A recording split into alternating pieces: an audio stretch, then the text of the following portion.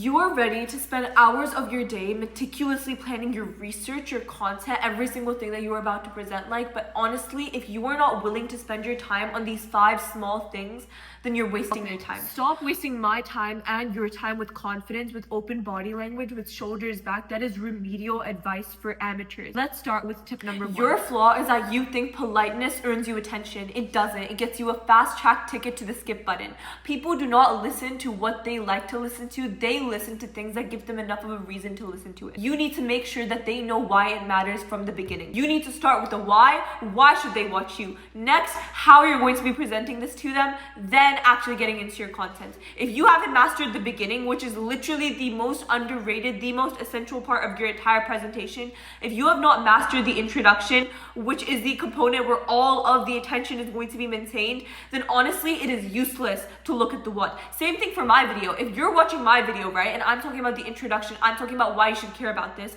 If people were just skipping the beginning and they were skipping right to the middle, they would not understand anything. Why is public speaking such an essential skill? Because not only will you use it in your corporate life, in your work life, in your student life, you will also use it if you want to become a content creator.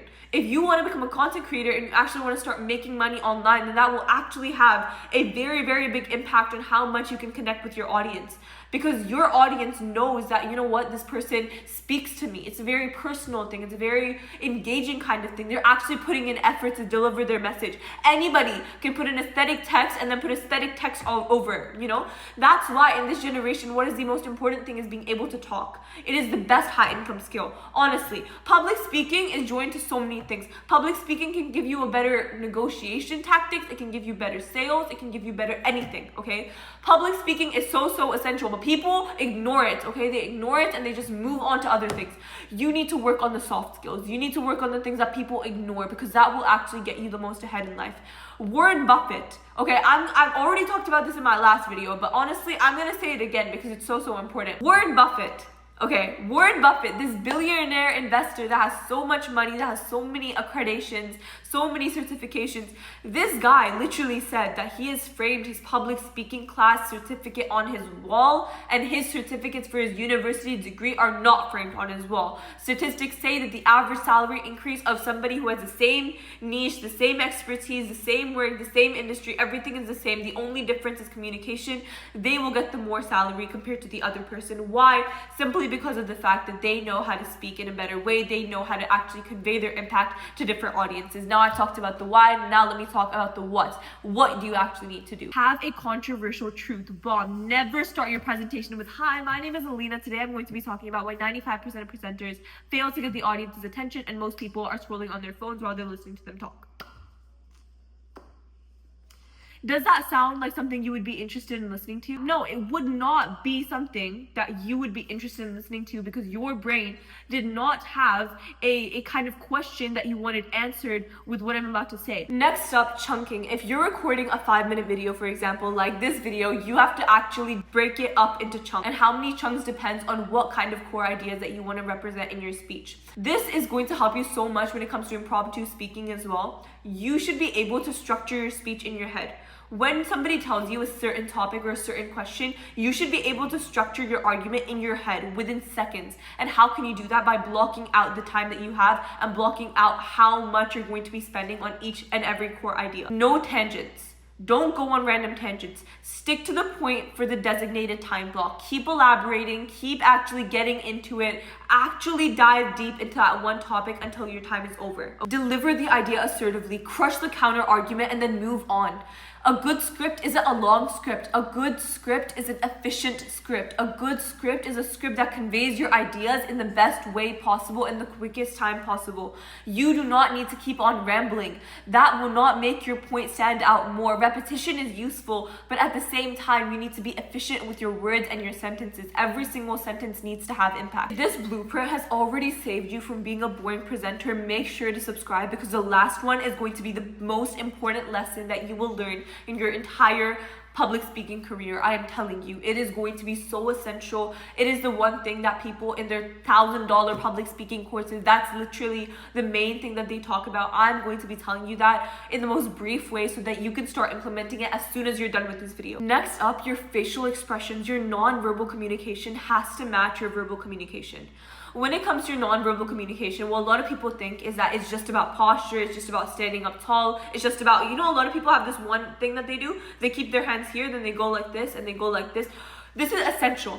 So essential. You need to have a few hand gestures that is very, very important to the way that you speak.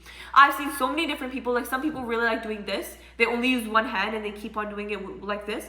Or there's some people that use both of their hands in one place and then they go like this and this and this. There's so many different types of hand gestures. There is never going to be one hand gesture that is better than the other one. It is just to convey your point at the end of the day. So you need to find out what hand gestures you want to use personally to convey your points at an even better level. With facial expressions, you need to actually channel your genuine, authentic belief in it with your facial expressions.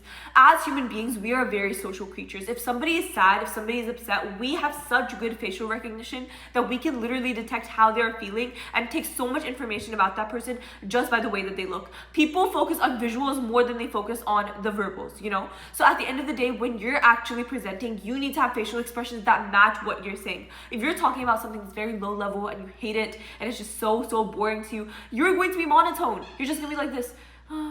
You're just gonna be so depressed. But when you're actually talking about something that you want other people to believe in, you need to sound like you believe in that idea as well. If you want other people to believe in you, why don't you believe in yourself? This is the most important thing that I tell everyone, that if you want other people to believe in you, why do you not believe in yourself? Because when I listen to some people speak and they expect that the entire audience is going to listen to them, listen, you don't even sound like you believe in yourself. You're monotone. You sound like you have no air in your lungs. That's the truth, And a lot of people are like, no, well, intensity will get you nothing. You should be very calm and composed. Context matters. I am currently posting on YouTube where people have a 30-second attention span. My intention is to make sure that people take help from this video. If I'm talking like this, maybe in real life people will listen to me because they have no other choice. But online, where you have the option to scroll off to hundreds of useless videos, why would you watch this video if I'm not actually sounding like I believe in what I'm saying? I believe in what I'm saying because I've done this day in, day out. I've had practical experience using all of these tips. That's why I believe in myself. You need to believe in yourself as well, and you need to do that with actual experience and practice.